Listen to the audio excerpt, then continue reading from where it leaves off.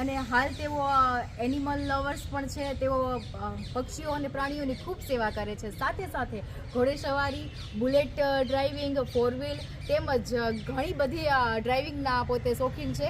અને હાલ તેઓ આપણા માંગરોળની અંદર આવેલા છે. આપણા માટે ખૂબ સારી વાત છે.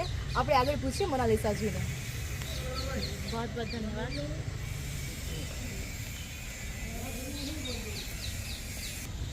ફરી એકવાર મોદી સરકાર આ વખતે 400 પાર જરૂર કરીશું। ખૂબ સરસ.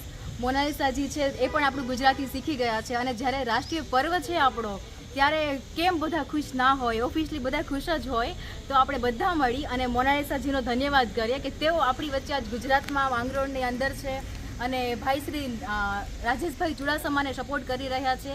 અને લાગે છે કે 400 પારનો ધ્યેય છે આપણો ચોક્કસપણે પૂર્ણ થાય એવી સોમનાથ દાદાના ચરણોમાં પ્રાર્થના છે।